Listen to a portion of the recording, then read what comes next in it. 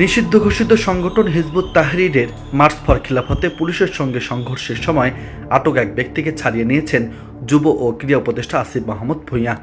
প্রথমে সেই ব্যক্তিকে রিকশা চালক বলে প্রচার করা হলেও পরবর্তী সময়ে জানা যায় তিনি একজন পানি সাপ্লায়ার।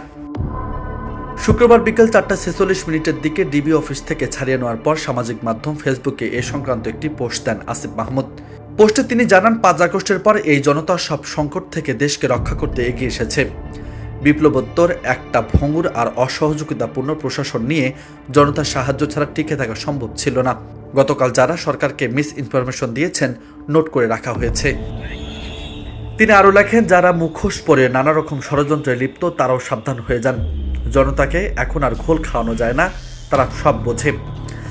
আটক ওই ব্যক্তি সম্পর্কে আসিফ জানান, মামার নাম আরমান, উনি রিকশাওয়ালা নয়। বাইতুল মোকাররমের সামনে দোকানগুলোতে পানি সাপ্লাইয়ের কাজ করেন।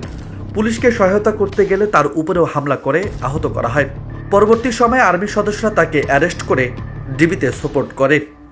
তাকে ছাড়িয়ে এখন ঢাকা মেডিকেল কলেজ হাসপাতালে প্রাথমিক চিকিৎসার জন্য নেওয়া হয়েছে। এদিন দুপুরে রাজধানীর পল্টনের নিষিদ্ধ ঘোষিত সংগঠন হিজবুত তাহরীরের মার্চ ফর খিলাফতে পুলিশের সঙ্গে সংঘর্ষের সময় সংগঠনটির একজনকে মারতে দেখা গেছে সেই ব্যক্তিকে।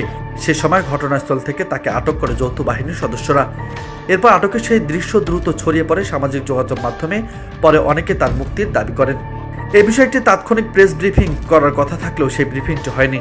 একই সঙ্গে সেই ব্যক্তিকে রিকশা চালক বলে দাবি করে সামাজিক মাধ্যমে অনেকে তার মুক্তির দাবি করেছেন।